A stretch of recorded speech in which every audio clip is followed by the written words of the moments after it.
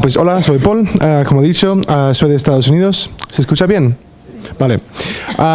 Pues lo que pasa es que soy de Seattle, que es el segundo sede después de San Francisco de este tipo de compañía. Ahí nació Amazon y nació Microsoft, para dar dos ejemplos fuertes. Así que yo nací cuando esas compañías empezaban y yo vi cómo era y qué cambios hicieron en mi ciudad. Y la verdad es que las condiciones de vida, de trabajo en Estados Unidos son muy malas. Y eso es una historia para otro momento, pero es cierto. Y por eso he venido por aquí. Y en Gasteiz en particular, y generalmente en Europa también, son mejores.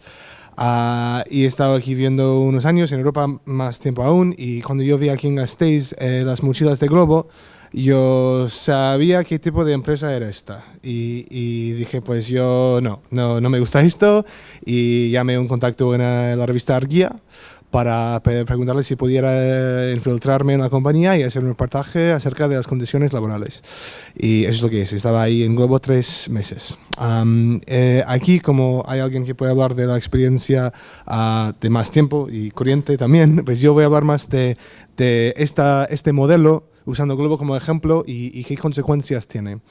Y voy a empezar con dos problemas fundamentales que tiene este modelo, que también es modelo que tiene Uber, que tiene Amazon, que tiene varios otros. Y la primera es el monopolio.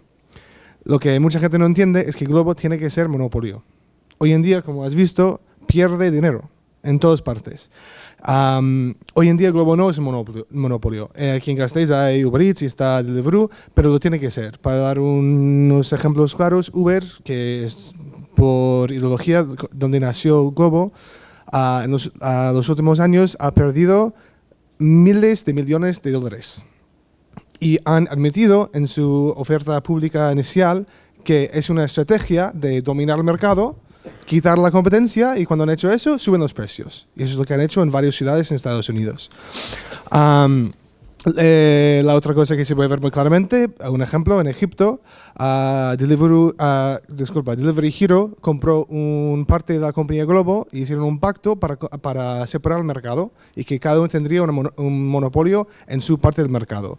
Y las comisiones de Egipto tenían que ir a llevarles a un juzgado. Sí, esta es su estrategia. Pues, ¿cómo lo hacen? ¿Cómo lo consiguen? Que conseguir un monopolio no es fácil. Pues, lo primero y lo más importante es externalizar los gastos. Y una lista súper breve, pues los sueldos. Primero, se paga mal. Pero segundo, lo de falsos autónomos. Por un estudio están ahorrando 168 millones de euros cada año, Glovo y Deliveroo, por la seguridad social. Luego, locales físicos, pues no lo tienen. Aquí en Gasteiz no hay ninguna. En casi todas las ciudades no hay locales. No lo tienen que pagar. Mandos intermediarios casi no existen. Y infraestructura. Y una compañía normal de reparto pues tiene almacenes, tiene camiones, no sé qué. Pues Glovo no tiene nada de eso. Lo que tiene es un montón de repartidores, un montón de gente que hacen soporte en América Latina y unos en Barcelona que programan todo. Y esta gente está pagada muy bien. Los efectos de eso, pues pueden crecer de una forma hiper rápido. Has visto cómo ha pasado en el Estado. Y eso lo hace súper difícil, por una parte, legislarlo, y por otra parte, que la competencia reacciona. Y eso hace que pueden entrar a un sitio y dominarlo muy rápidamente. Luego pues entra Deliveroo, que también tiene pasta, pero es difícil. Y lo importante ahí es que no hay sueldos medianos. Si ves a eso, pues hay los programadores que no sé cuánto pagan Glovo ahí en Barcelona, pero si lo comparo con compañías en San Francisco, estamos hablando ahí de literalmente millones al año. Y luego los repartidores que no tienen ni el sueldo mínimo del Estado. Y eso me parece muy peligroso, es muy distinta a el Mercedes, por ejemplo. Luego, la otra, entonces, lo que hace eso es un modelo en que hablan siempre de innovación y no sé qué, y quieren que tú enfoques en una app. Y el mundo colaborativa y no sé cuántos. Realmente es un modelo de desigualdad de riqueza. Eso es lo que es. Eso es su innovación. Y punto. Lo bueno es que esto, yo creo, hasta ahora no ha hecho ganancias. Uber tampoco. Y si Uber no lo puede, no creo que Glovo tampoco. La segunda cosa es lo que hace este modelo, lo hace más difícil luchar en su contra como trabajadores. Si miramos a las herramientas tradicionales de la lucha obrera, pues ¿qué son? Como piqueteo, la huelga, acceso a la maquinaria de producción, por ejemplo, en una fábrica, pues las máquinas, tú puedes ir y hacer algo, ¿no? Y las medias. Pues primero, de piqueteo, ¿aquí dónde vas a piquetear? Puedes ir a un restaurante, pero hay ¿cuántos restaurantes que trabajan en Glovo? No puedes ir a todas, con toda gente. No hay una oficina y no es lo mismo. Además, si tú en Mercedes quieres hacer una huelga, un piqueteo, es distinto ir a su puerta y cerrarlo que si nosotros vamos a un restaurante. La huelga, pues Glovo lo hace, como has visto, muy difícil. Hoy en día, yo creo que aún hay bastante solidaridad entre los repartidores, pero yo vengo de Estados Unidos, donde este modelo ha tenido tiempo para realmente llegar a la gente. Y con el tiempo esto tiene su impacto y los trabajadores ahí se ven como competencia, si son autónomos o no. Y eso, pues la huelga es más difícil, no imposible, pero difícil. Luego, acceso a la maquinaria de producción. Aquí la maquinaria es una app y la cocina. Y no tenemos acceso a ninguno de los dos, nunca. Y luego la media, pues hay media que está que un poco más crítico o un poco más sabio, lo que sea, pero también esta narrativa de un utopianismo tecnológica atrae a mucha gente. Y he visto muchos artículos en que si hubieran preguntado unas cosas básicas acerca de lo que les dice Glovo, hubieran visto que lo que están diciendo es una mentira, pero no lo hacen. Entonces, lo que quiero decir con todo esto es, por una parte, bueno, que los monopolios no van para siempre. Las cosas cambian. Y además, este modelo no estoy seguro que en un tiempo que no haya un montón de pasta para invertir, que está por ahí en el mercado, hay unas condiciones específicas que han hecho que esto pase. Y esas condiciones no van a ser para siempre. Pero por otro lado, pues cuando Glovo ya no está, Amazon va a entrar. Y Amazon es mucho más peligroso que Glovo, por ejemplo. Y este modelo va a seguir si es con Glovo o con no. En Estados Unidos ya este modelo está en todas partes, en todo tipo de compañía. Una fábrica como Mercedes puede ser de un modelo así como Glovo. Y esa, pues, es muy peligroso. Por último, quiero comentar una cosa acerca de lo de falsos autónomos. Porque lo que pasa es que cuando estos fundadores hablan en castellano, dicen una cosa, y cuando hablan en inglés, dicen otra cosa. ¿Por qué? Porque los inversores escuchan algo de inglés y las medias aquí escuchan algo de castellano. Y hay una entrevista en que está hablando uno de los fundadores con otro empresario que tiene una compañía más tradicional de reparto. Y dice lo siguiente: imagino, en tu logística hay muchos factores que están fuera de tu control. Hay terceras partes que no tienen nada que ver contigo. Pierdes control, ¿ves? Nosotros tenemos visibilidad total, todo el tiempo, que resulta en pérdidas mínimas. Claro, sabes dónde está tu pedido en todo momento.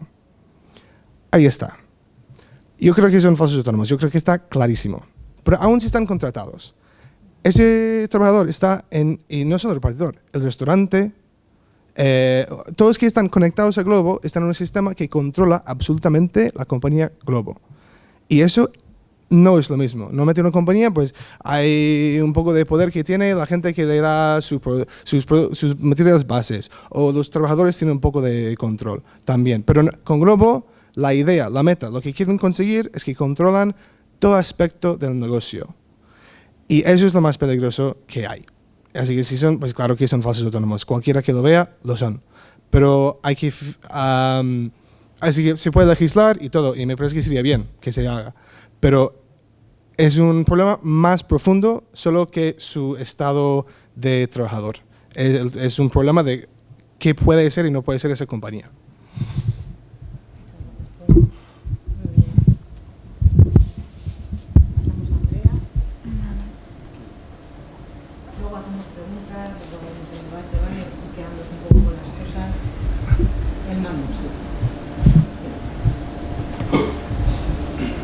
Necesito una clave por aquí. Claro.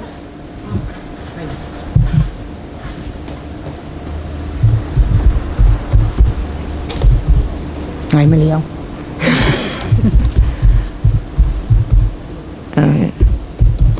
Larga además. Estaba abajo.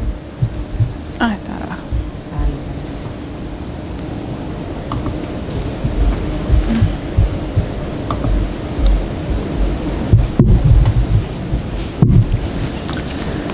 Bueno, arratsaldeon guztioi y en primer lugar dar las gracias a Josu por tomarme en consideración en primer lugar y al resto del equipo.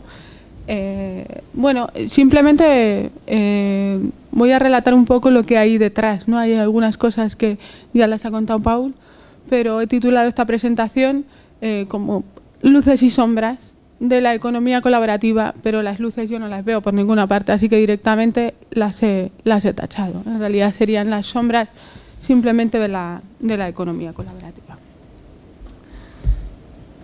Bien, en primer lugar dejar claro que cuando hablamos de economía colaborativa, de economía digital, hay un montón de acepciones, ¿no? Digitalizada, economía de plataforma, gig economy, sharing economy.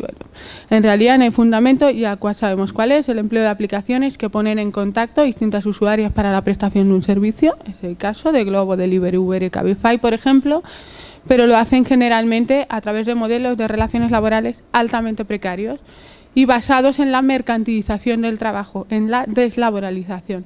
Se habla en este tipo de trabajadores precarios de la economía digital de trabajadores uberizados. ¿De acuerdo? Lo determinante para saber si estamos ante una real economía colaborativa o un mal uso de ese término es básicamente el ánimo de lucro, ver qué tipo de ánimo de lucro hay detrás, qué tipo de intención hay detrás, ¿no? Porque no es lo mismo, aunque podría llamarse economía de plataforma, compartir un coche para hacer el trayecto al trabajo o una cosa puntual, que trabajar en una plataforma de estas, ¿no? Empezando un poco por el final, yo he delimitado los objetivos de la uberización. Fundamentalmente, bueno, son varios y se mueven a distinto nivel y en distintos espacios, si se quiere, temporales. Pero van desde la quiebra del actual modelo de relaciones laborales, que es el más visible, el más cortoplacista, digamos, el más inmediato, hasta la construcción de un nuevo modelo de sociedad basado en unos patrones de consumo concretos y en la destrucción del estado de bienestar. Esto de la destrucción del estado de bienestar nos queda un poco lejos, pero vamos a ver cómo se llega a esto, ¿no? Desde la perspectiva justlaboralista, desde esta óptica, históricamente, a través de este tipo de fórmulas que buscan vincular a los trabajadores de una manera que no es un contrato de trabajo, lo que se ha pretendido es obstaculizar el encaje de este tipo de trabajadores en el derecho de trabajo. ¿Y cómo se hace eso? Pues eso lo han hecho tratando de debilitar los elementos que legalmente, según el artículo 1 del Estatuto de los Trabajadores, son constitutivos de una relación laboral normal. Por ejemplo, considerando la genialidad de los frutos o tratando de desdibujar, de que sea evidente que existe una subordinación en la organización, en el ámbito organizativo de la empresa, o que te dirige otra persona, que parezca que tú te autodiriges, y por supuesto la dependencia jurídica. Todo esto trata de emborronarse esta vez por la vía del componente digital. Es decir, tenemos ahora aplicaciones que hacen un poco más invisibles estos elementos, ¿no? Con lo cual se ayuda a estos elementos, este tipo de contrataciones, para tratar de expulsarlos del manto protector del Estatuto de los Trabajadores. Lo primero que hace Glovo, por ejemplo, que hacen estas plataformas, que directamente convierten lo que deberían ser trabajadoras en personas autónomas, en trabajadores autónomas. No firman contratos de trabajo, firman contratos de carácter mercantil. ¿Eso qué supone?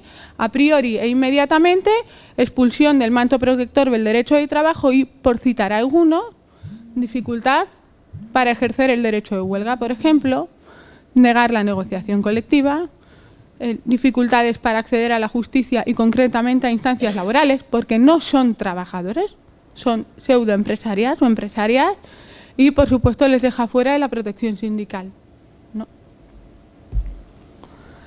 Todo esto hay que entenderlo desde una perspectiva histórica, y cuando digo una perspectiva histórica quiero decir que es un modelo que lleva gestándose hace años.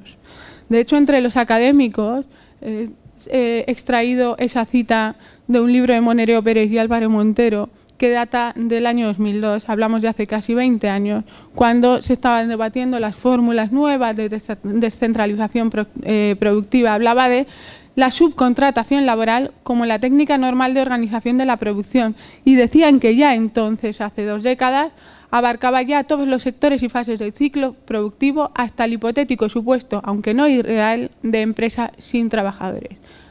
Hace 20 años.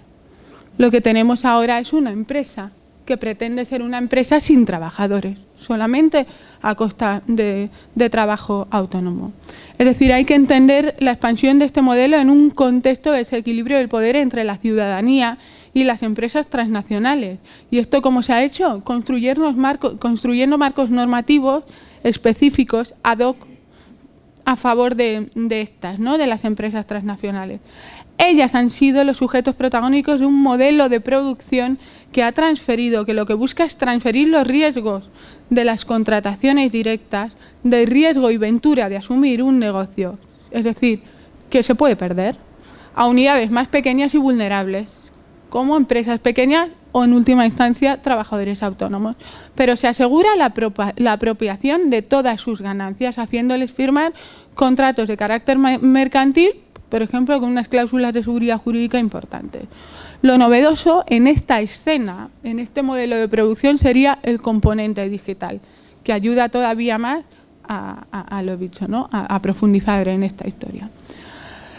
La muestra del esfuerzo por deslaboralizar la relación de trabajo la encontramos en un mail que mandaron como prueba los trabajadores de Deliveroo al Ayuntamiento de Barcelona en el año 2016. No sé si se lee, pero pone: hola trainers. Los trainers son los riders que están entrenándose para serlo, ¿no?, los novatos.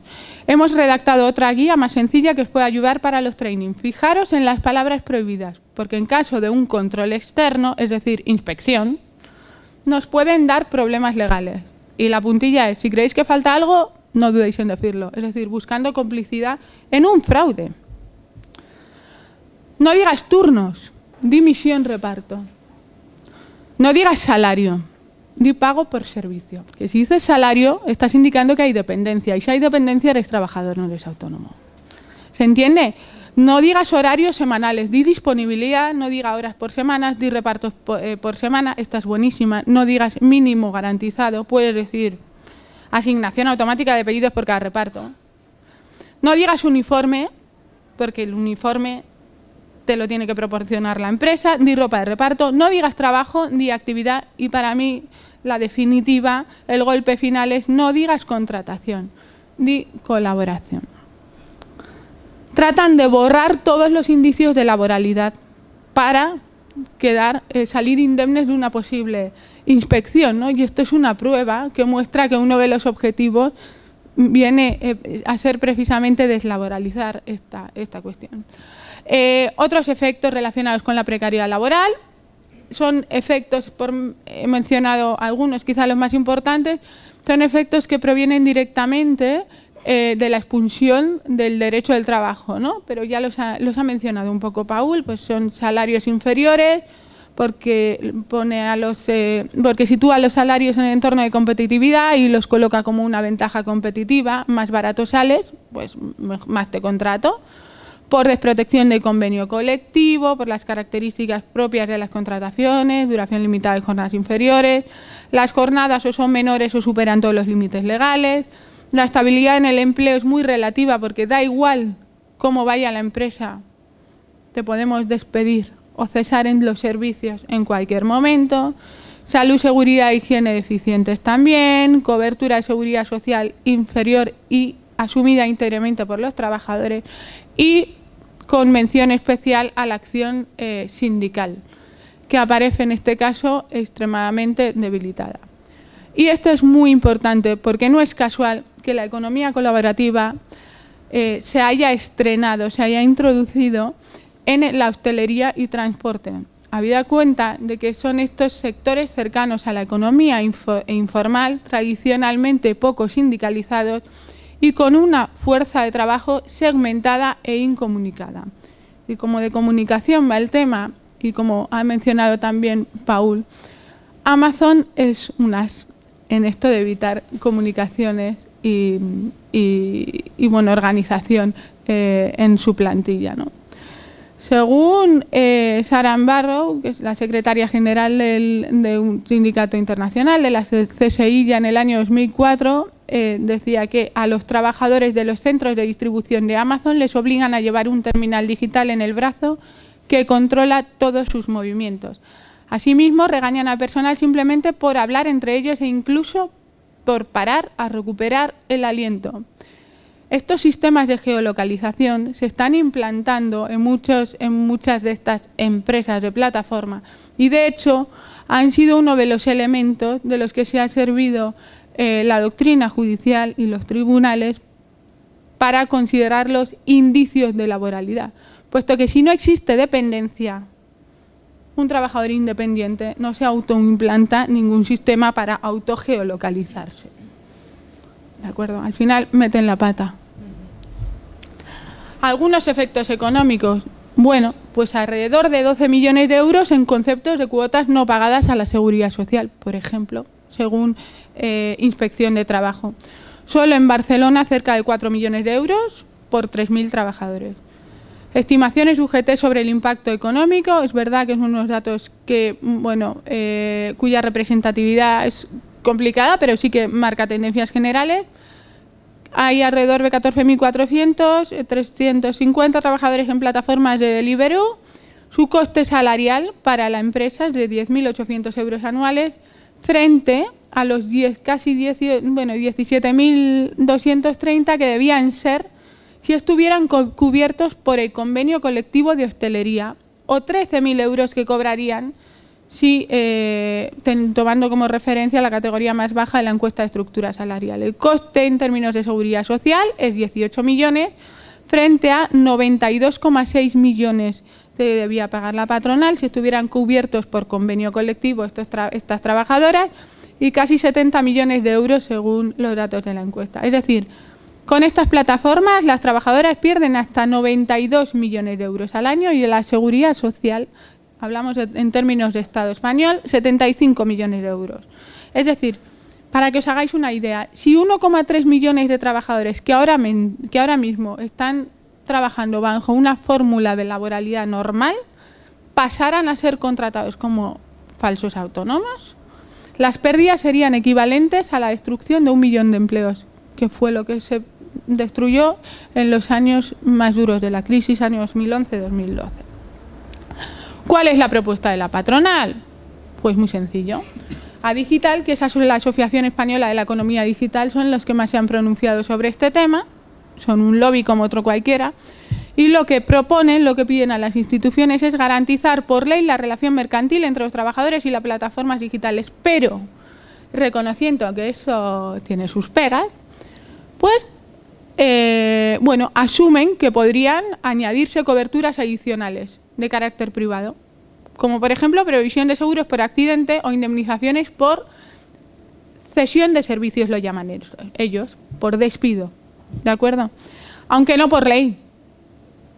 Eso si la empresa quiere, y el seguro será en los términos que la empresa voluntariamente decida. Es decir, podemos hablar de que la intención es privatizar la seguridad social. Pues si no lo es, se parece bastante. Es fácil adivinar quién está detrás de esto. Durante 2019, varios medios señalaban que Glovo registraba unas pérdidas de 45,7 millones de euros, pero que pese a ello había conseguido 150 millones de euros en una nueva ronda de inversión.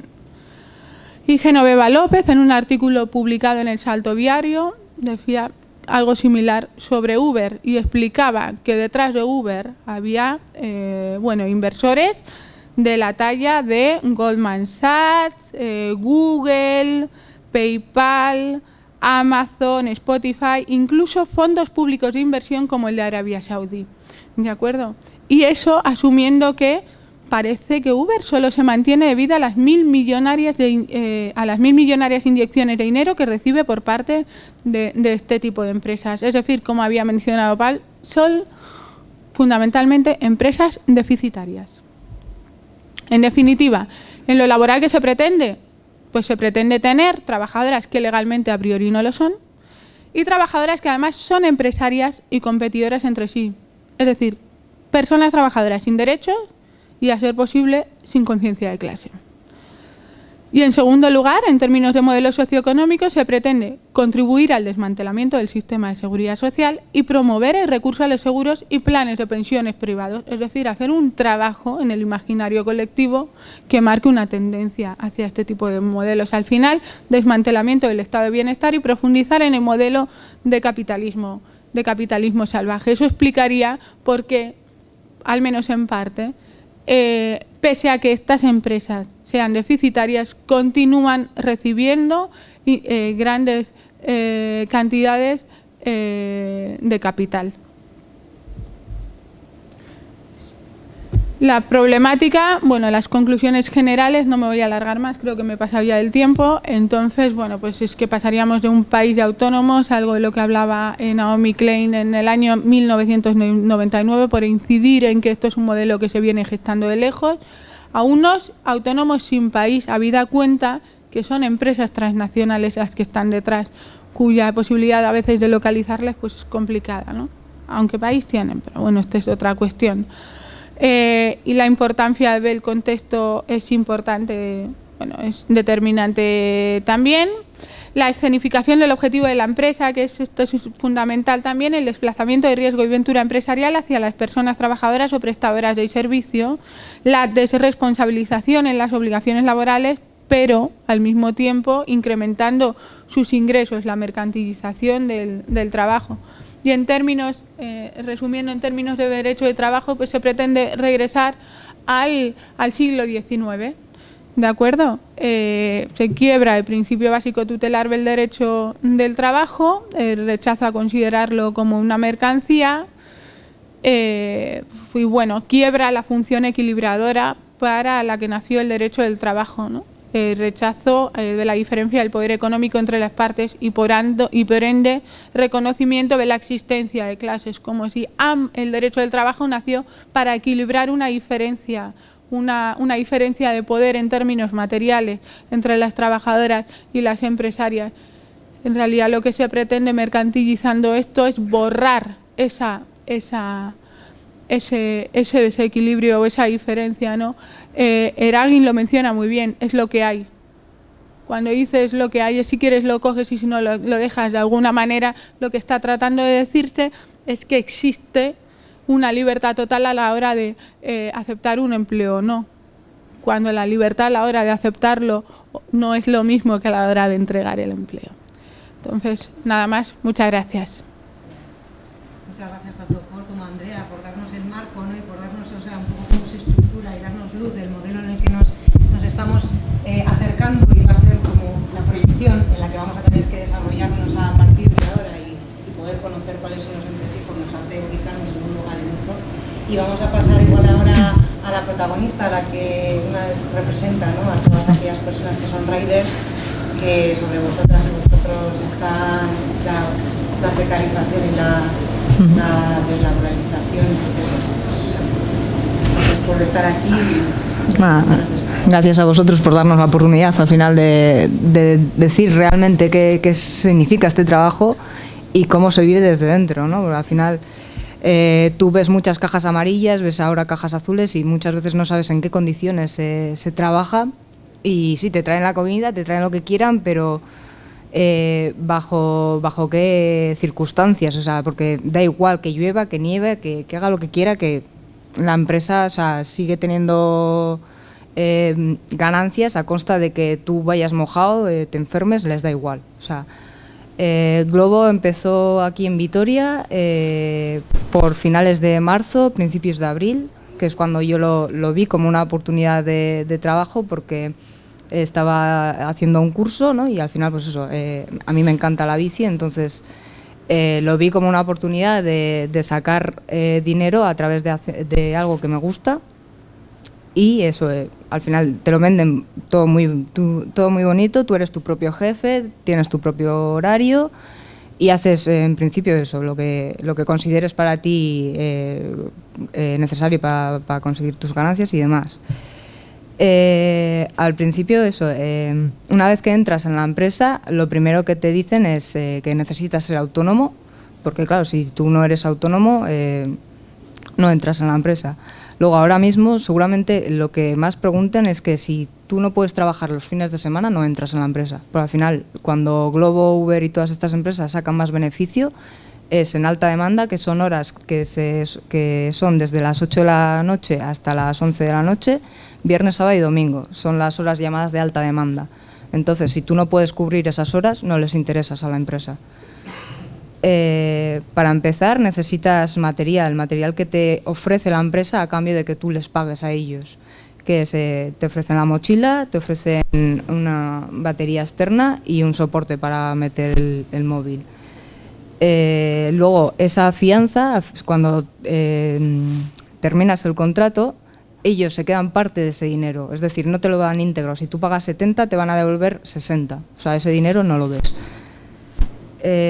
Al principio, cuando entró Glovo, funcionaba de la siguiente manera. Teníamos una tarifa base de 2,5, que eso era por pedido, más luego los kilometrajes, que son 0,40 céntimos, y el minuto, que es 0,05 céntimos el minuto. Los primeros 5 minutos no se contabilizan porque se supone que es para darle un margen al local para que prepare o empaquete los pedidos.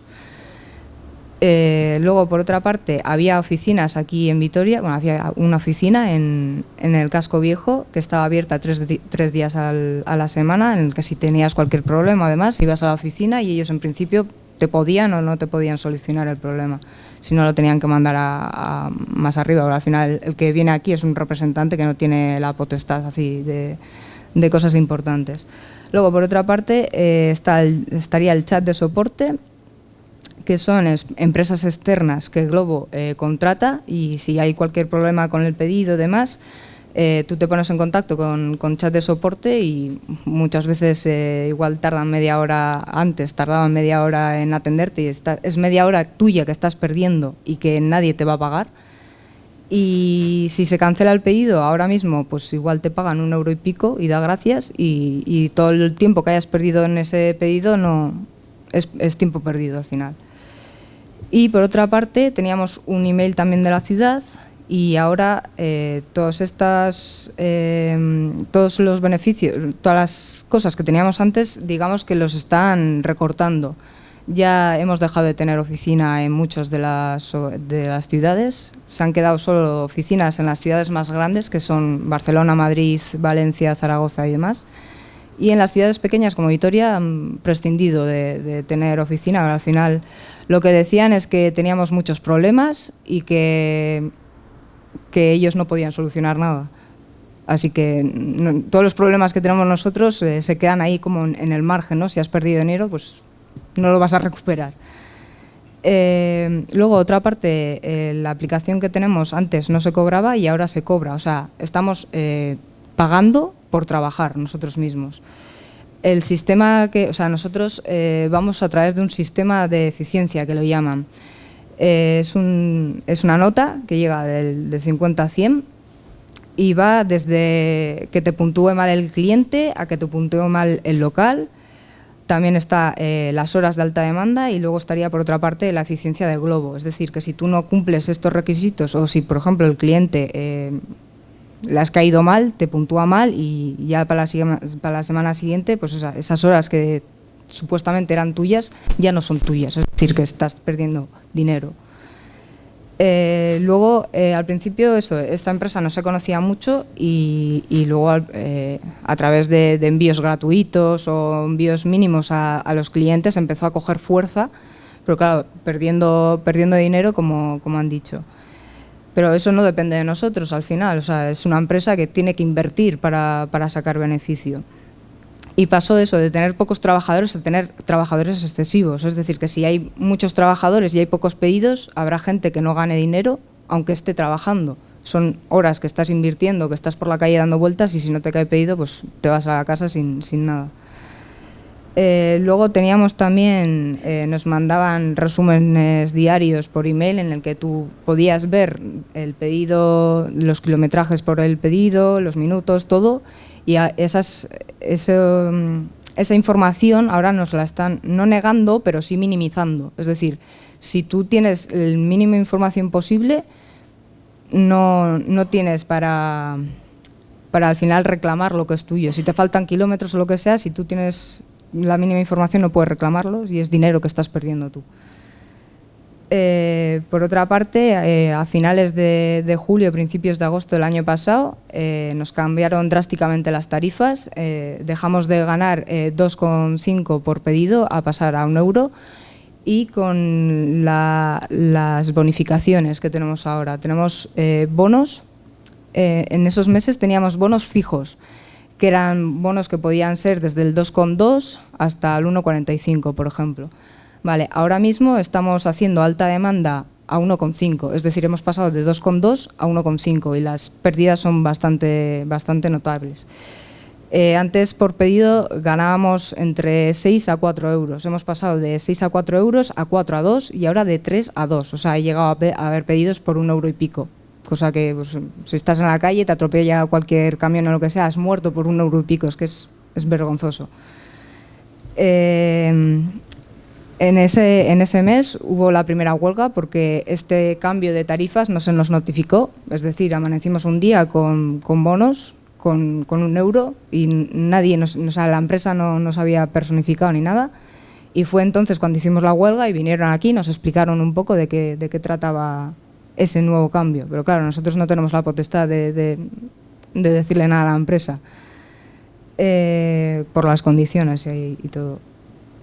Y la cosa es que estos bonos fijos ahora mismo están variando de forma desmedida hacia abajo. O sea, nos dijeron que iban a variar y demás, pero no han subido ninguno, están bajando todos. Y nosotros, o sea, por parte de los trabajadores, al final es una empresa que se aprovecha de las necesidades que tiene la gente, porque hay gente que igual lo utiliza como único recurso para salir al final de mes, y hay otra gente que lo utiliza como extras y se aprovecha de esas condiciones. Es decir, que yo, por ejemplo, si tengo la oportunidad de encontrar otro trabajo o lo que sea, voy a seguir, o sea, voy a apartar Glovo y ir por otros medios, pero hay gente que no puede. Entonces, esa gente va a trabajar por 1 euro, por 2 o por lo que le ofrezca la empresa. Y más que nada se están aprovechando de eso, ¿no? De gente que no pueda luchar o que no sepa que está trabajando por 1 euro y por 2 euros. Y lo que nosotros intentamos es que eso se regularice de alguna manera, que se nos tenga en cuenta, porque también no la culpa, pero sí al final el consumidor final tiene el poder de elegir a través de qué medio se consume. Y por ejemplo hemos tenido clientes que no, o sea, trabajamos también con Mercadona, bueno, hacemos compras de Mercadona, cosa que no deberíamos hacer porque somos repartidores, pero bueno. Y hay gente que se piensa que vamos en camiones porque te pone no sé cuántos litros de leche, no sé cuántos kilos de patatas, y es que vamos en bici. O sea, la gente tiene que entender que somos personas que vamos en una bici, que no podemos llevar no sé cuántos kilos en la mochila, pero les da igual. Y la cosa es que si tú esos pedidos los reasignas, que sería pasarlos a otro compañero, te penalizan, de hecho. O sea, no eres libre, eres libre de reasignarlos, pero tiene consecuencias. Y las consecuencias son que te bajan la nota, y si te bajan la nota te quitan las horas, y si te quitan las horas, pues disminuyen tus ganancias. Y la empresa, pues al final, las últimas reuniones que hemos tenido con la empresa ya nos han desequilibrado un poco, porque ahora nos están diciendo que cuanta más alta sea la demanda, es decir, los fines de semana, que es cuando Glovo más saca dinero porque hay más pedidos, nosotros como trabajadores vamos a tener menos ganancias, cosa que no tiene ningún sentido. Ahora los han llamado bonos variables dinámicos, es decir, la empresa pone los bonos que quieres y tú si quieres trabajas y si quieres no. Y creo que son condiciones que debemos denunciar, pero al final si la gente necesita el dinero va a trabajar sí o sí. Y por ejemplo, a través de los trabajadores estamos teniendo también diferencias, porque hay gente que quiere luchar por mejorar esta situación y hay gente que, aunque les pagan 1 euro, van a seguir trabajando. Y creemos que creando conciencia e intentando unirnos entre nosotros vamos a intentar hacer un cambio, porque al final es lo que quiere la empresa, ¿no? Dividirnos entre nosotros. y pues eso, los falsos autónomos, pues al final si nosotros somos autónomos deberíamos poder contar con nuestro propio horario y poder elegirlo, y no es así porque depende depende de una nota, y esa nota la pone al final también Glovo. Entonces no somos autónomos, no somos nuestros propios jefes como ellos lo venden, y eso es algo que se ve y que por parte del gobierno y así tenemos el pensamiento de que no, o sea, es algo que lo estás viendo y que no están haciendo nada. Entonces por esa parte nos estamos uniendo a sindicatos, bueno, estamos preguntando y movilizándonos para intentar que nos ayuden de alguna manera e intentar visibilizar este problema y cambiarlo de alguna manera, ¿no? Ya, nos estaba cortando, ¿eh? Bueno, pues nada, gracias Cristina. Y para terminar, bueno, dinos que algo podemos hacer, ¿o no? ¿Qué se está haciendo? Bueno, lehenik eta behin eskerrak ematea, gaur hemen gure aditu eta arituei gai honetan, batez ere hori gurekin egoteagatik uste dut oso kontu interesgarriak kontatu dizkiguzuela. Neri egia esan, geroz eta sumindura gehiago sortzen dizkidatenak, geroz eta gehiago jakin honen inguruan. Decía que lo primero de todo agradecer, ¿no?, a Paul, a Andrea y a Cristina la presencia aquí, pues bueno, una desde su ámbito académico que tiene muy estudiado el tema y creo que nos ha dado una masterclass que ha sido desde todo punto de vista interesante, y a Paul y a Cristina también, pues bueno, desde la experiencia personal y la trayectoria que contaba Paul, pues bueno, que también a mí me parece que es muy interesante y que muchas veces también en diversos ámbitos pues es el punto de vista que nos falta, y por lo tanto gracias desde lo más profundo y desde toda sinceridad. A mí me toca seguramente la parte más árida y quizás no sé si menos interesante, pero es verdad que hay cosas que se pueden hacer. Se ha hablado de, bueno, la necesidad de legislar, ¿no?, y de regular esta cuestión, y es verdad que hay que hacerla, pero yo creo que Cristina ha dado en una de las claves, y una de las principales claves es la concienciación, es la articulación, es la movilización, es la sindicalización y es la lucha, ¿no?, que se puede dar en este ámbito. Pero a mí hoy me toca hablar un poco desde las instituciones, ¿no?, cómo podemos incidir para afrontar, pues bueno, este gran reto que tenemos como sociedad, pues bueno, para hacer frente a lo que yo suelo llamar en todos los ámbitos la esclavitud de este siglo XXI. Y yo, como Andrea, también voy a empezar por la parte de atrás, porque es verdad que cuando nosotras como coalición, y ahora hablo en nombre un poco de H. Bildu, porque ahora en este momento en mi vida me toca ser parlamentario de H. Bildu, decidimos un poco poner el foco sobre Glovo, lo hacemos por una cuestión meramente casi comunicativa, por el hecho de alcanzar y llegar a más gente, porque es verdad que esto se está ampliando a diversos sectores y empieza a ser ya una cuestión muy preocupante, por ejemplo al sector cuidados.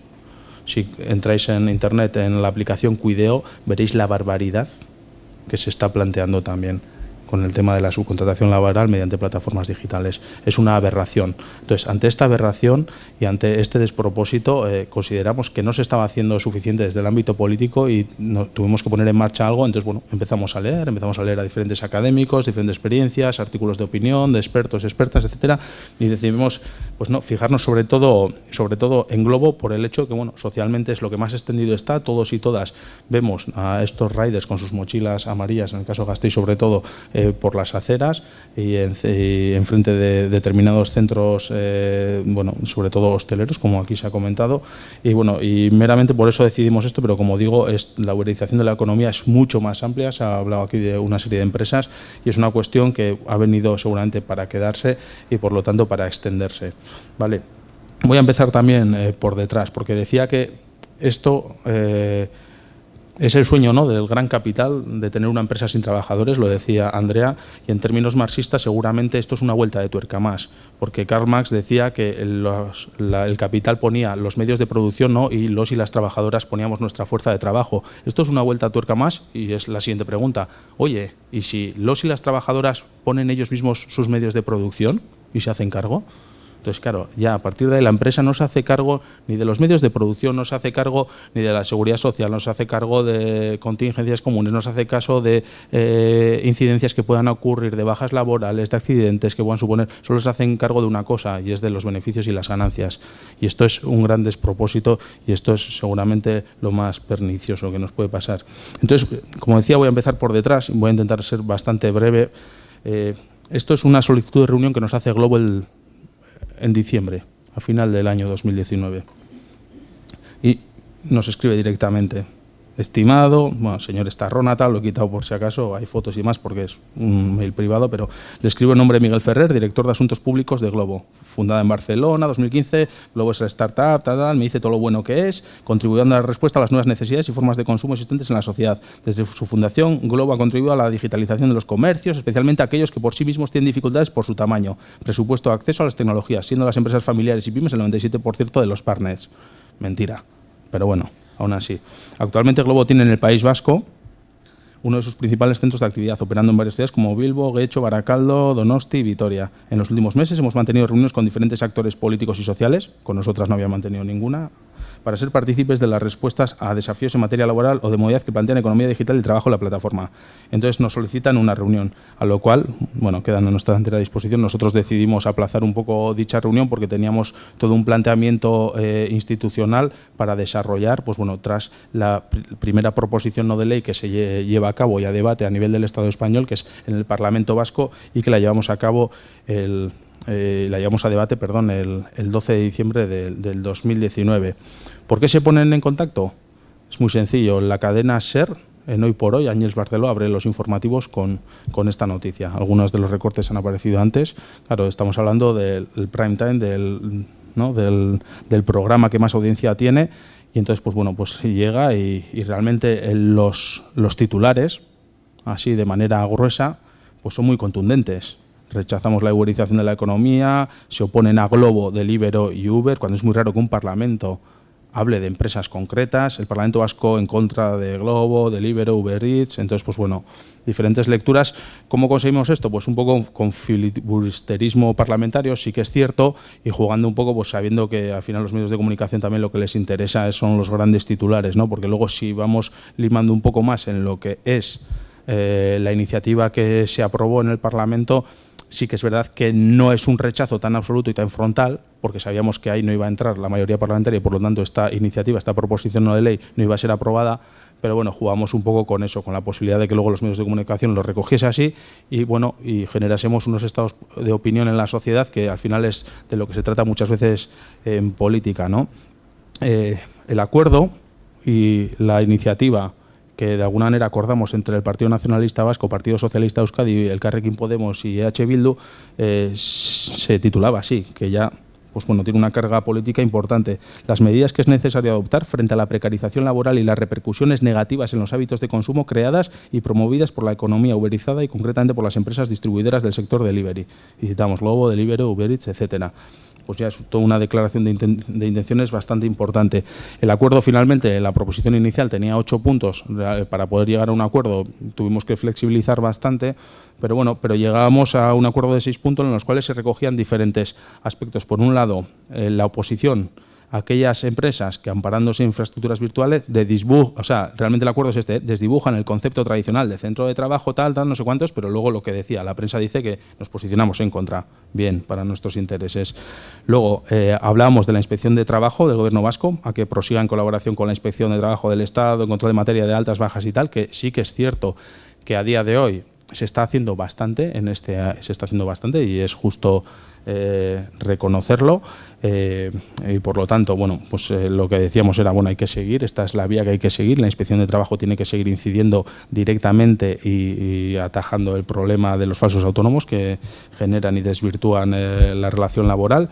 Luego hablábamos también al Departamento de Trabajo y Justicia, porque sí que es verdad que tenemos una peculiaridad en los territorios históricos de la Comunidad Autónoma Vasca, y es el tema de la información, ¿no?, que se pasan entre las haciendas forales y la inspección de trabajo. Es decir, una persona, un técnico de Hacienda, cuando alguien va a hacer una declaración de la renta y ve que realmente, joder, oye, aquí en este contrato estás teniendo más de un 75% de ingresos siempre con esta empresa, esto me huele mal, esto puede ser un falso autónomo, pues directamente desde Hacienda cogen y ¡bum!, lo ponen en manos de la Inspección de Trabajo. Esto es algo que en otras comunidades autónomas no se da, esto es por la peculiaridad que tenemos, por lo tanto ahí también teníamos esa ventaja a la hora de detectar en aquellos casos donde se llegase a un mínimo de ingresos, evidentemente, si no estás exento de hacer la declaración de la renta, que es una de las cuestiones que se puede cambiar a futuro, precisamente para poder detectar este tipo de fraudes, pues bueno, pues tenemos esta herramienta que en otras comunidades no tiene y que ayuda también a hacer frente, ¿no?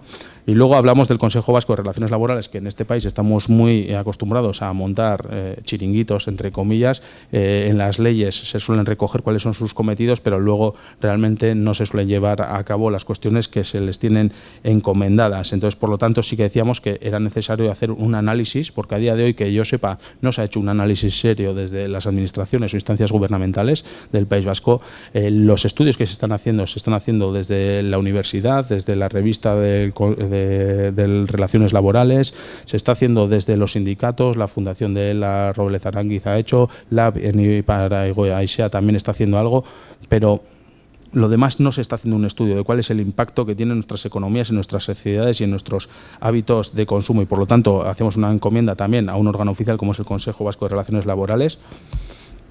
En este sentido, hacíamos luego una declarativa a las instituciones y administraciones a que dentro de sus competencias adopten medidas pertinentes para garantizar los derechos de libertad sindical que no se tienen, de negociación colectiva que no se tienen, de huelga y otros derechos esenciales, como os han dicho antes, entendiendo el trabajo como un derecho básico.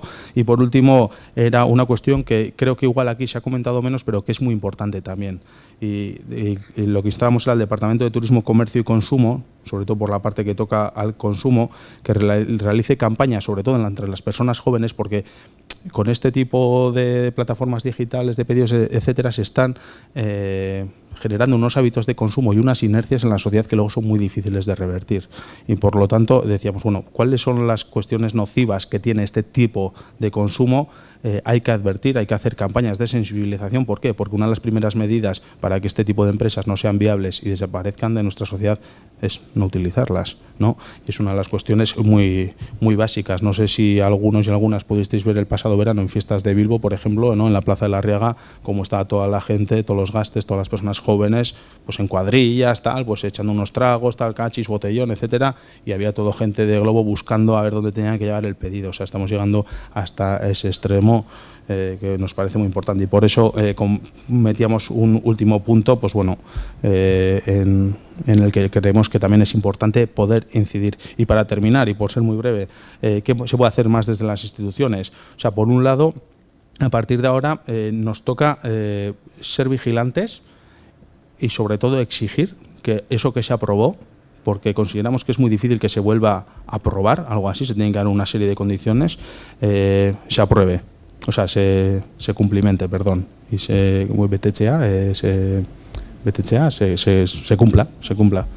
cumpla, ¿vale? Esa es una de las primeras. ¿Por qué digo esto? Porque, bueno, con la finalización de la actual legislatura del Parlamento es verdad que todos los acuerdos más o menos decaen. Por lo tanto, con la nueva legislatura tendremos que volver a presentar y hacer mención a esta PNL que ya fue aprobada para su cumplimiento. ¿Vale? Eso por un lado.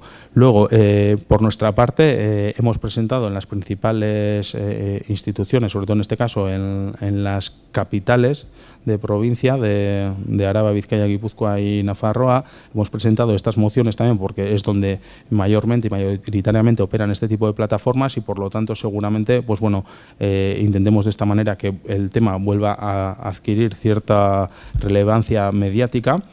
Y luego, evidentemente, vía leyes y decretos, el poder poner límites, ¿no?, a este tipo de prácticas fraudulentas. Por ejemplo, con el decreto que el Gobierno vasco desarrolló con la llegada de Uber a Bilbo, de los conductores de las licencias VTC, estuvimos detrás, estuvimos haciendo todo un control, estuvimos presionando, estuvimos en contacto con todos los taxistas de Bilbo, etcétera, y bueno, y al final eso pues trae sus frutos, ¿no? Porque bueno, cuando haces tus labores, en este caso desde la oposición, de control del gobierno, pues al final también ven que hay una serie de presiones y por lo tanto es una cuestión fundamental, vía decretos, poder regular todo aquello en lo que tengamos competencia y luego a través de leyes también, porque hay muchas leyes que, bueno, que se pueden modificar, que se pueden hacer pequeñas modificaciones que de alguna manera, si no es prohibir, como hay en sitios, por ejemplo en Londres está prohibido ya, Uber se prohibió, aludiendo a cuestiones de seguridad, buscaron esa brecha de alguna manera, pero está prohibido, etcétera, porque el lobby taxista allí también, bueno, el lobby, los taxistas y todo el cuerpo de taxis es muy potente. Pues bueno, pues a través de ciertas leyes y con pequeñas modificaciones también, por lo menos el dificultarlo. Si no es llegar a la prohibición, por lo menos el dificultarlo. Y luego también es verdad que nuestra incidencia en Madrid, porque es verdad que el gobierno que ahora mismo hay en Madrid sí que mostró en cierta medida su disposición a intentar regularizar esta cuestión, porque es una realidad a la que nos enfrentamos, porque también es cierto, y esto lo digo seguramente con cierta pena, que a día de hoy no podemos ni decidir cuántos inspectores e inspectoras de trabajo tenemos aquí en la Comunidad Autónoma Vasca, porque dependemos de que Madrid nos diga cuántos podemos tener, aunque aquí pudiésemos tener más por las condiciones sociolaborales que tenemos, por el número de industrias, de empresas. Desgraciadamente estamos asistiendo a un montón de muertes en el trabajo, en el Tajo últimamente, que está siendo una auténtica barbaridad, y eso al final se ataja con inspecciones y con condiciones laborales. Y luego también otra que tiene que ver es con el tema de la seguridad social, que también ha estado muy de actualidad estos días por el tema que no tenemos la competencia en la seguridad social. Entonces esto también nos dificulta muchas veces el poder legislar y tomar medidas en esta dirección, cuando aquí las mayorías políticas y sociales son diferentes, por ejemplo, a las existentes en Madrid, y que esto lo haría más fácil seguramente, pero por la falta de competencias que tenemos y no poder tener este tipo de herramientas, pues bueno, pues nos lo dificulta. Pero bueno, esto es más o menos lo que se puede hacer vía institucional, así de manera muy somera y muy breve comentada. Yo quería saber si, porque ha habido por lo menos varias conflictos con los sectores que estáis trabajando en Glovo, sobre si se ponía en cuestión si erais autónomos, erais falsos autónomos, y ha habido varias sentencias que han dicho que efectivamente erais efectivamente falsos autónomos. ¿Eso cómo ha repercutido después en la empresa? ¿Se les ha reconocido de que son trabajadores por cuenta ajena y que por lo tanto o han sido despedidos, o qué, cómo ha sido? ¿Tenéis alguna notificación de este tipo de cosas?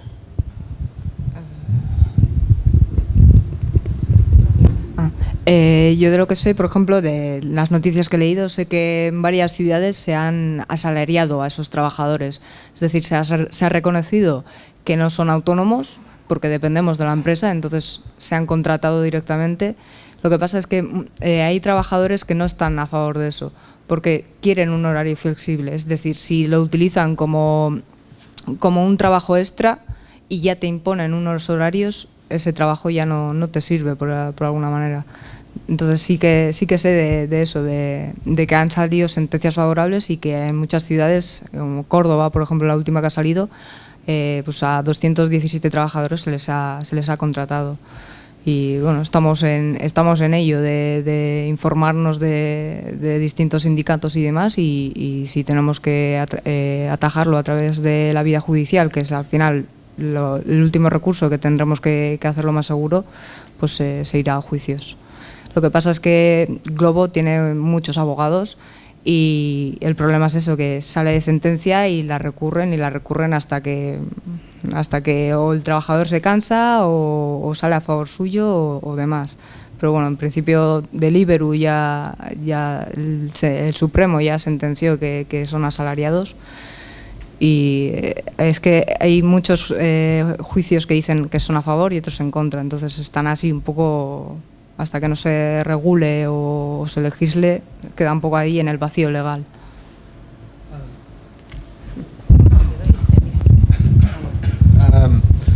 Bueno, pues como has dicho, de despidos y tal, efectos hacia los trabajadores. Solo quiero comentar que yo estoy en contacto con unas redes de repartidores, y en casi todos esos casos que han surgido era porque los repartidores estaban organizándose en términos sindicales y tal, y cuando la compañía se dio cuenta de eso, si sea Globo o Deliveroo, les despedían. Y de ahí empezaban la mayoría de estos juicios. Y bueno, cada trabajador, que diría yo, que se organiza, se despide. Y luego en los casos que se han ganado, por ejemplo, los de Barcelona de Deliveroo, que construyeron mensacas, a Deliveroo les están pagando, porque legalmente están obligados, pero no les dan horas. Si Deliveroo hasta que les están pagando, pero no les deja trabajar, porque tienen tanto miedo de que entren ahí en la plantilla de nuevo. Así que, obviamente, y también como para enseñar a los el intento era enseñar a los demás que si haces cualquier cosa de organizarse, fuera. Eso es mobbing puro y duro. Efectivamente hay como una especie de empate técnico entre el número de sentencias a favor y en contra. Afortunadamente esto también se ha ido gestando durante los últimos años al borde de la conflictividad y de las dudas surgidas en torno a la subcontratación. Unas cosas, se habla un concepto de nuevos indicios de laboralidad, ¿no? Que es el hecho de que lleven determinada ropa, ya indica que hay dependencia, etcétera. Tiende ahora mismo, van ganando las sentencias, así por hablarlo en términos casi de partido de fútbol o de lo que sea, van ganando las sentencias a favor de la laboralidad, ¿vale? La última de 532 trabajadores en el Tribunal Superior de Justicia de Madrid a favor de la laboralidad. Lo que comentaba es el conflicto efectivamente entre las trabajadoras que quieren ser trabajadoras independientes y las que quieren ser dependientes. Pues en realidad es el paradigma de la autoexplotación. Es perfecto. El plan es perfecto. Tienes pocas fugas. Es autoexplotarse. Ya hay un precedente de ese conflicto, un caso muy interesante que sucedió en Euskadi, que es con la pugna, no sé si os acordáis, el conflicto y la lucha llevada a cabo por los telefónicos y por los contratados, los autónomos y las empresas pequeñas de Telefónica. Hay que destacar que el único espacio en el que se ganó la batalla fue en Vizcaya. En cuanto se introdujo Madrid, la cosa se desestabilizó un poco con los grandes sindicatos, con comisiones y UGT, pero la pelea y el conflicto que se dio es exactamente el mismo. Había trabajadores que decían: necesito trabajar más horas de 40, porque el único salario que entra en casa es el mío. Al final es la autoexplotación y ante ello pues hay poco que hacer, labor de conciencia, pues probablemente solicitar más cobertura, mejor salario. Hay que desplazar el debate de esos espacios. O sea, si efectivamente necesitas más pasta para vivir, es porque a lo mejor el salario que se establece, aunque sea trabajador dependiente, es bajo o porque no tienes determinadas necesidades cubiertas. Es decir, hay otros pozos que cubrir. Es un poco por decir que todo esto también, bueno, hay ciertas experiencias detrás y es el siguiente paso, es conseguir bueno, pues esa unidad. Por eso la opción es lo que se está intentando, se puede estar de acuerdo o no, esto da para debate, pero es dejar a la libre elección del trabajador si quiere ser autónomo o independiente. Esto tiene matices. Y luego, o sea, tiene sus dificultades y su complejidad. Y después tenemos otra cuestión. Es verdad que desde Madrid se está diciendo que quieren atajar el problema de la regulación de los falsos autónomos y que van a ir directamente a ponerle coto al asunto, etcétera. A mí me surgen dudas de cómo se va a poder regular eso sin tocar la subcontratación laboral. Porque hay muchas sentencias en torno pues, al derecho de huelga, a lo mejor, de empresas subcontratadas por empresas principales, que utilizan los mismos o unos argumentos que sirven para determinar la laboralidad de estos trabajadores. Entonces, si consideras que llevar el traje, la ropa de X persona o sea, de X empresa es indicio de laboralidad, también lo es para un trabajador de una subcontrata, ¿no? También sería trabajador dependiente de la empresa principal. Es decir, es más complicado de lo que parece. Yo estoy un poco expectante por ver cómo se va a intentar regular eso. Máxime porque no se ha hablado. Pero la tendencia de estas empresas, precisamente porque se va ganando en el número de sentencias a favor de la laboralidad, ahora están haciendo contrataciones bajo la fórmula de trades, de trabajadores autónomos dependientes. Es que ya existe una fórmula. Pero como esto no tiene pozo, no tiene fondo, es un pozo sin fondo, entonces han querido directamente obviar esa fórmula de trade y hacerlos como trabajadores autónomos. Probablemente se hubieran evitado muchos problemas utilizando la figura del trade desde el principio. O no lo sé. Pero están recurriendo, claro, a trabajadores dependientes no los van a contratar. Ya sabemos que no es el objetivo. Pero sí que ahora se están produciendo contrataciones bajo la fórmula del trade. A ver si así salvamos el pellejo. Para hacer una reflexión, ¿no? Hace un tiempo leí un libro que se llama Modernidad líquida, de un sociólogo que ya murió, se llama Zygmunt Bauman, el sociólogo este, ¿no? Y acuñó el término de modernidad líquida, ¿no? Y en él explicaba cómo, estudiando el enemigo, ¿no? El capital donde se esconde, y decía que ahora mismo detrás de esas grandes tecnológicas, ¿no? Detrás de esas tecnologías que aportan la inmediatez y todo eso, ¿no? Y cómo el capital intenta viajar liviano, así decía, pues evitando pues, locales físicos, gastos, trabajadores en nómina, y bueno, es exactamente ese modelo, ¿no? Hacia dónde viaja el tema este.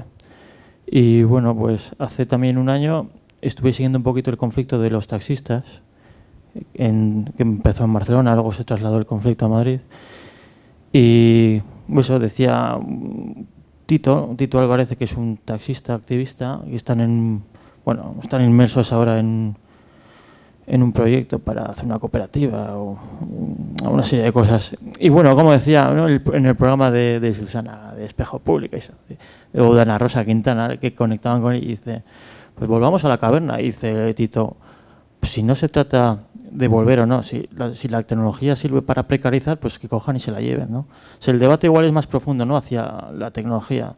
O sea, ¿qué queremos hacer con ella? ¿Es necesario el 5G o es mucho más profundo?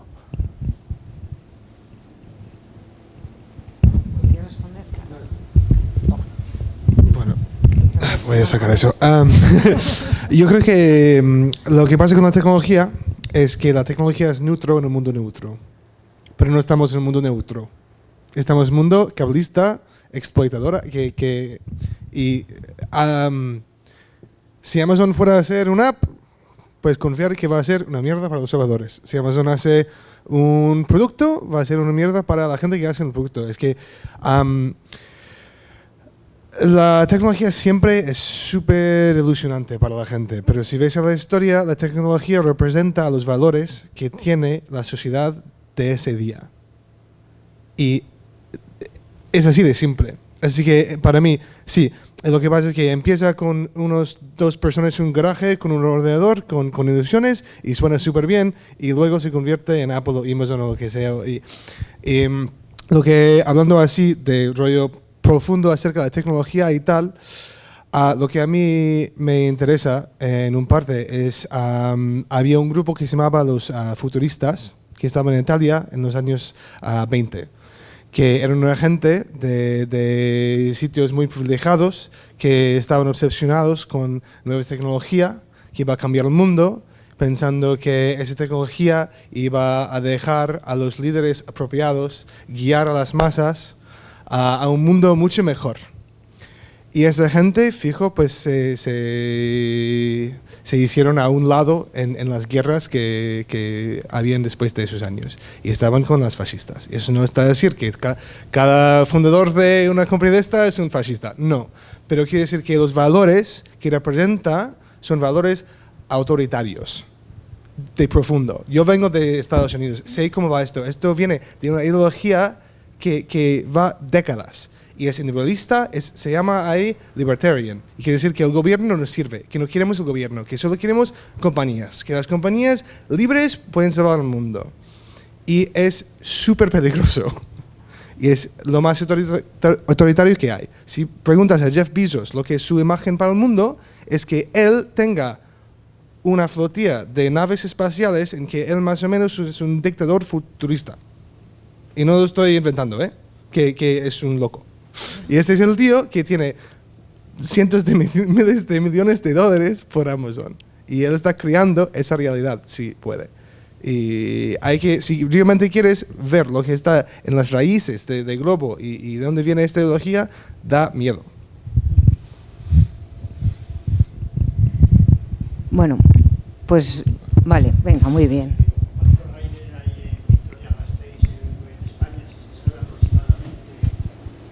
En Vitoria, pues seremos tiro por lo alto diciendo 150.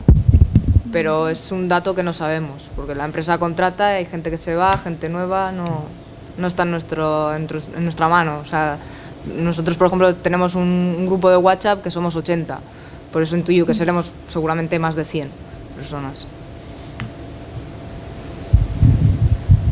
Del español. Bueno, no sé si queréis hacer una pregunta más, pero igual yo, para cerrar un poco en propuesta y en positivo, igual pues hemos detectado el sistema, hemos visto las consecuencias, hay propuestas, o sea, tú tienes la trayectoria de un modelo ya avanzado, ¿qué pasos, o sea, para que podáis hacer igual una propuesta a cada persona, qué es lo que necesitaríamos para como salirnos un poco hacia dónde tenemos que caminar para empezar a intentar cambiar un poco el paradigma y no evocarnos al paradigma de la precarización que estáis planteando? O sea, si pueden ser 2 pinceladas, pues bueno, la propuesta podría ir por aquí, para que nos vayamos igual con una propuesta o con algo, ¿no?, de que nos pueda dar claves a todas las personas que estamos aquí. Tú has dado claves tú de la conciencia en torno al consumo, ¿no?, las personas jóvenes cambiando modelos de consumo que están explotando a otros jóvenes que necesitan necesitan la precarización para salir adelante, asumen eso, pues bueno, pues eso puede ser un bloque, ¿no?, el tema de ser conscientes,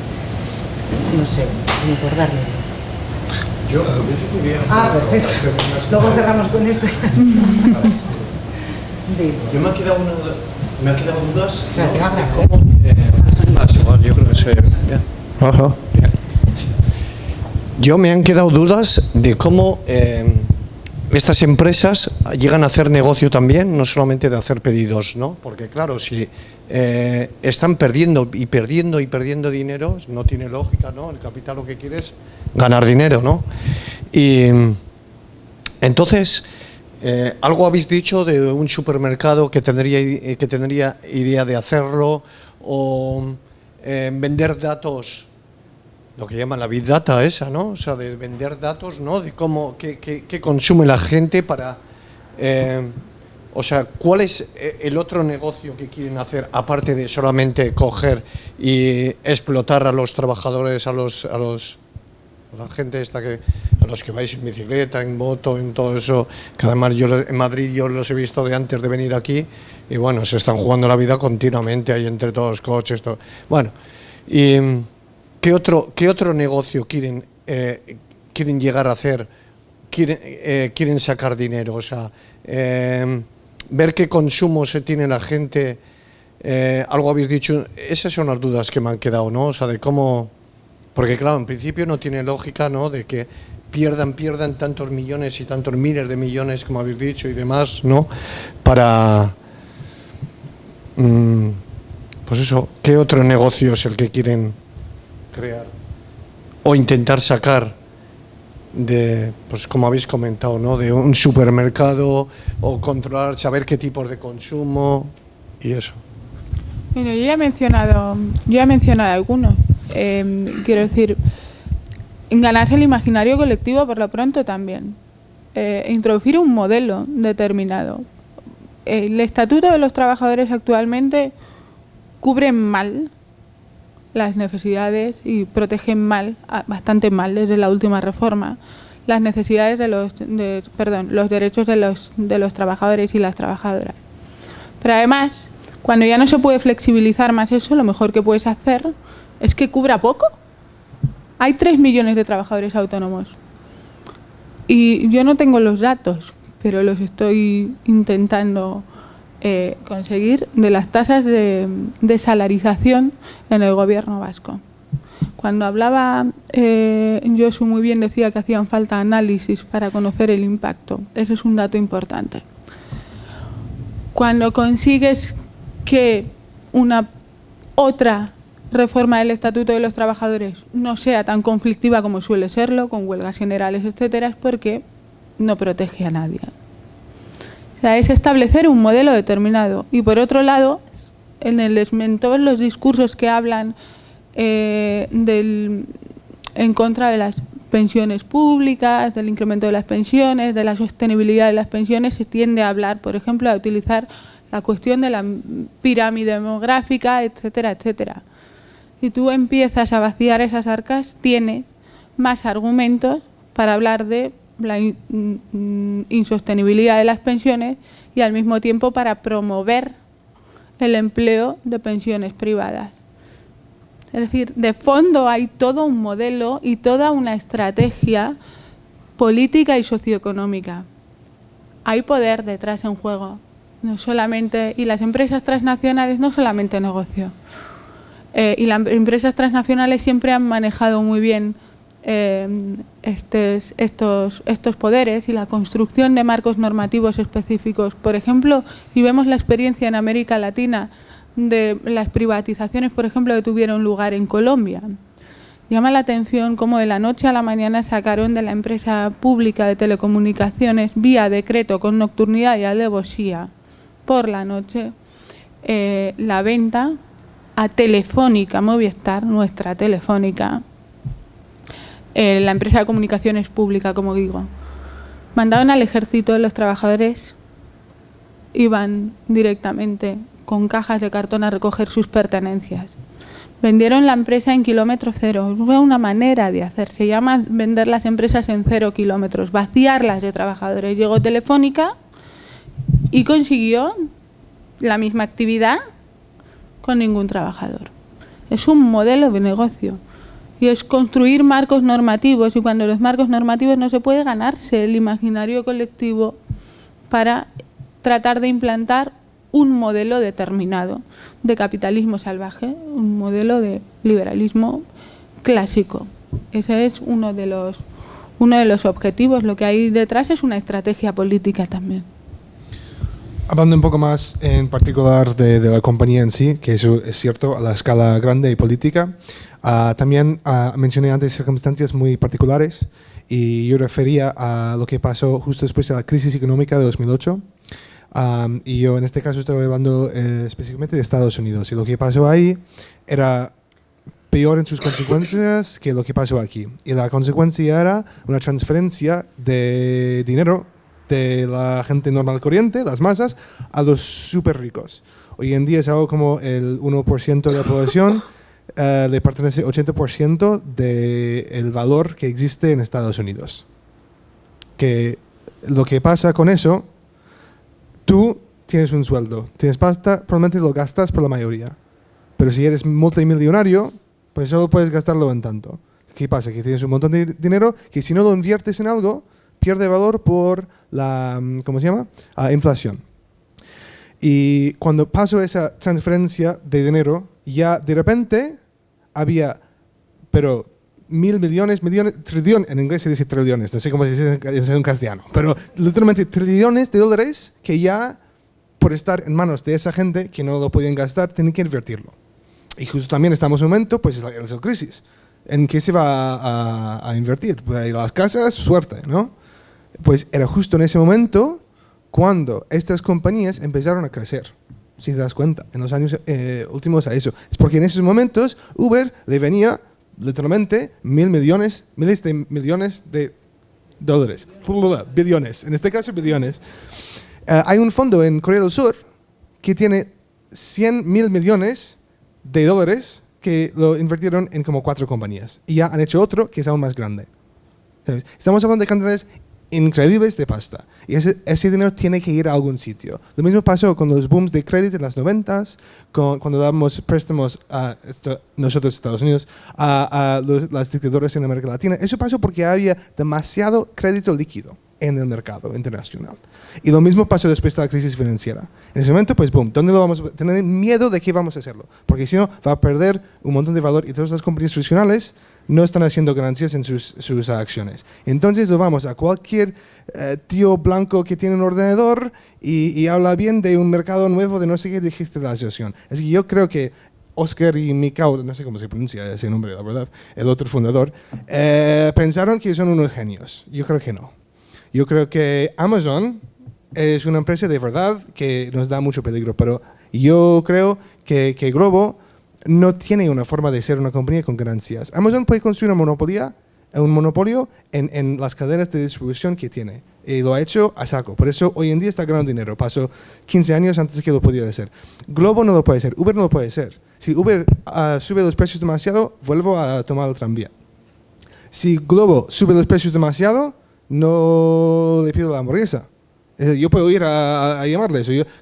Hay una alternativa súper fácil. Yo creo que están equivocados. Y ya están diciendo, pues con los datos. Lo siento, ya tu compañía de Movistar tiene mejor datos acerca de tu geolocalización que Globo tiene. Eroski tiene, o Mercadona, o lo que sea, donde van los de Globo, ya tiene esos datos. ¿Sabes? Que sus datos comparados con otros no valen tanto. Sí, yo creo que se han equivocado y han crecido en un momento súper específico y se van a caer. Lo mismo que pasó en 2001 con la crisis de tech en Estados Unidos. Y que en las 90 había un montón de compañías que no hacían ganancias, que era pues vamos a construir algo súper grande y luego vamos a ver cómo hacemos ganancias. Y pasó un pump en el mercado y de repente se dieron cuenta que todo esto no valía nada. Pero de ahí salió Google. Como la compañía no seamos malvados, pues ya eso es cuando cambiaron a ser malvados. Bueno, era su slogan antes, ya no. Bueno, salió de ahí a Amazon, salió de Microsoft, a Google. Estas compañías que hoy en día son dominantes salieron de eso. Eso yo creo que es lo que puede pasar en un futuro breve. Que esas compañías van a desaparecer porque realmente no tienen mucho valor, como pasó en las 90s, y las compañías que sobreviven eso son las que realmente debemos temer. Yo muchas de las pérdidas que tiene Globo no las veo como pérdidas, sino las veo como inversiones. Globo cuando inicia en una ciudad paga a sus empleados tengan o no pedidos, porque claro, cuando tú inicias en una ciudad, si no haces publicidad, la gente no te conoce. Entonces, si nadie te conoce y no tienes pedidos, los trabajadores no vamos a querer trabajar ahí. Entonces, al principio nos pagaban 5,50 las horas garantizadas. Entonces, esas pérdidas que ellos llaman pérdidas, yo lo veo inversiones a los trabajadores al principio. Y también a los locales, porque Globo hace contratos con los locales. Cobra el 36% del pedido más el IVA, que es un total del 42% de cada pedido se lo lleva Globo. Más 100 euros al local, porque yo he estado preguntando así a locales y les cobran 100 euros fijo, tenga o no pedidos el local. O sea, ese dinero que Globo no está haciendo nada ahí, se lo está llevando.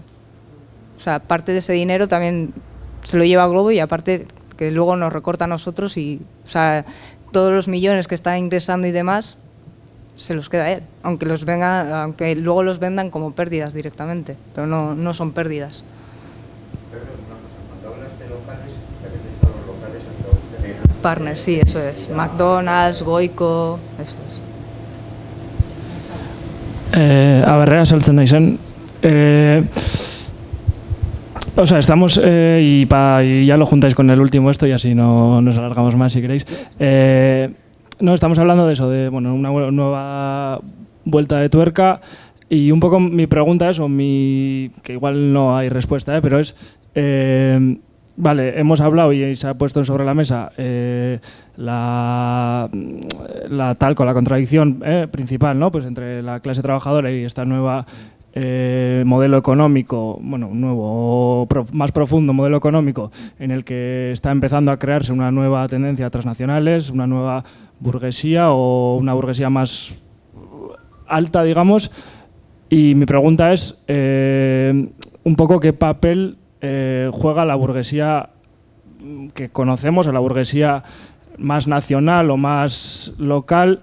¿Qué papel puede jugar ante esta nueva estrategia, ¿no? Pues, o a la ofensiva que están jugando se ha comentado que es una estrategia, aunque no sea igual tan económica, sino más política, en el sentido de eso, la burguesía que se queda un poco fuera de esa nueva dinámica, no, pues que las condiciones, o sea, que la contradicción principal es la del trabajo, la del tener un trabajo asalariado en un sitio concreto, más producción, más eso que conocemos hasta ahora. ¿Qué papel creéis que puede jugar en esto y qué en la legislación, sobre todo, que digamos que riscos, que riesgos puede tener, ¿no? Que haya tres intereses, digamos, pues el principal de la clase trabajadora contra la burguesía y dentro de las burguesías diferentes intereses que puedan intentar atraer a sectores más populares para no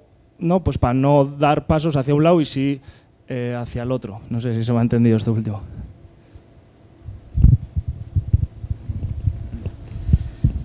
Es que yo creo que hay muchas cuestiones de fondo en esa pregunta y, como bien decías, yo creo que igual dar una respuesta a todo es sumamente complicado, pero igual me quedo más con la pregunta de los Neguri, es decir, de esa burguesía nacional, que sí que es verdad que ante estos retos que se tienen delante, sí que en cierta medida se está algo perdido, y yo creo que eso es algo que el gobierno vasco de alguna manera, incluso si por una vez, y que no sirva como precedente, ha hecho una crítica a todos esos hijos de los grandes empresarios de la industria que ha habido en el País Vasco, que es esa burguesía vasca, etcétera, sí que de alguna manera les ha achacado el hecho de que no sigan ese camino de emprendizaje que empezaron, ¿no?, sus anteriores, y de hacer un referente en lo que son los centros de trabajo, la industria, etcétera. Pero los tiempos han cambiado tanto que no se está sabiendo adaptar. Eso por un lado, y luego está, por otro lado, las políticas públicas de inversión industrial, por ejemplo.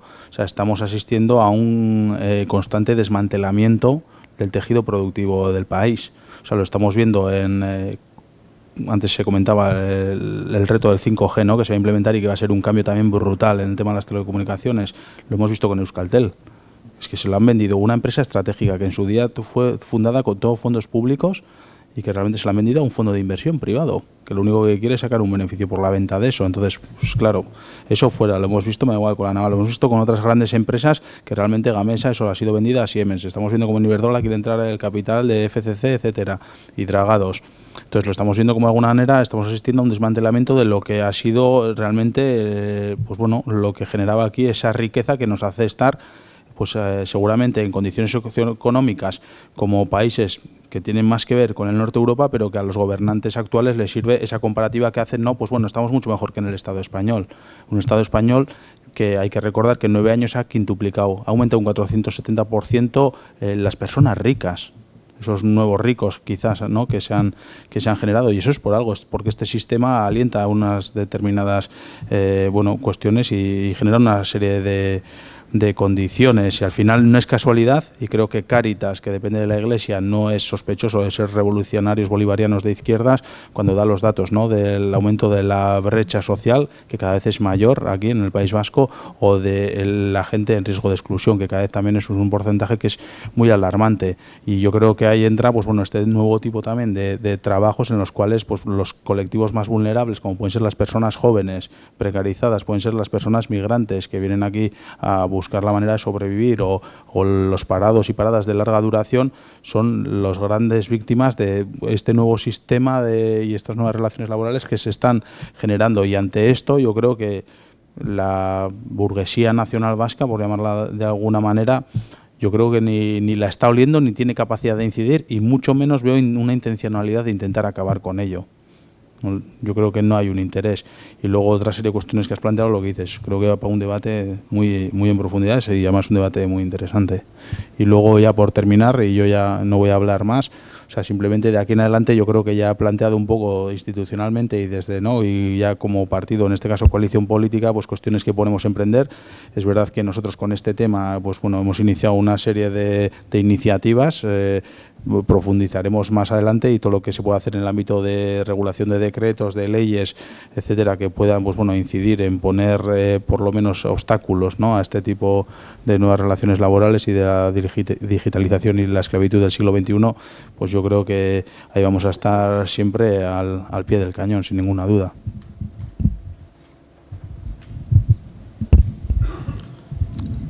Yo, en términos de propuestas, sí que, bueno, las políticas las ha mencionado yo, su fundamental inspección y fundamental también unidad de clase. Esta es una cuestión en que no solamente afecta a las trabajadoras de Glovo, afecta al conjunto de las trabajadoras porque establece un modelo. Y de la misma manera que ocurría con la subcontratación laboral no digital, la tradicional. Si ves, ¿cómo es el dicho eso? Cuando veas las barbas de tu vecino... Pues exactamente eso. De la misma manera que podemos decir que también unidad de clase con los pensionistas. Porque es dinero que no está recaudándose a las arcas de la seguridad social. Es decir, insisto en la idea de que es una lucha colectiva, de que hay que mantener un poco la conciencia de clase despierta y la unidad, porque de alguna manera la interdependencia de todas las afectadas es conjunta. Entonces diría que la estrategia es la conciencia y siempre ver detrás de todas esas propuestas, ¿no? Cuando se habla de promover el empresarismo en América Latina, el emprendizaje, la figura del emprendedor, etcétera, etcétera, ¿qué hay detrás? Jugar a las empresitas es algo que pueden hacer muy pocos. El resto lo que hay es muy pocas empresas de éxito y sobre todo gente que se deja la piel en tratar de llevar algo adelante que al final son falsos autónomos. Se utiliza mucho también, se manosea mucho el lenguaje, sobre la función del lenguaje como medida para construcción de realidades, sobre la función social del lenguaje. También hay mucho que decir, ¿no? ¿Qué hay detrás del coworking? Es más o menos lo mismo, y de estas moderneces, estupideces, hay precariedad y hay sobre todo consecuencias que sufrimos como colectivo, ¿no? Entonces, yo diría que las propuestas políticas no son los míos, sí que creo que inspección laboral es importante, sí que creo que sería deseable lograr el mayor número de competencias posibles, entre otras cosas, porque en Euskal Herria también hay, en Euskadi, en la CAP, hay una particularidad que es la renta de garantía de ingresos. ¿Hasta qué punto está pagando la renta de garantía de ingresos los salarios que tienen que pagar otros? ¿Y hasta qué punto está pagando la sanidad pública vasca los accidentes de trabajo que tienen que pagar otros? Entonces, un poco tratar de eso, mantener la mente un poco despierta y relacionarlo todo como un modelo, ¿no?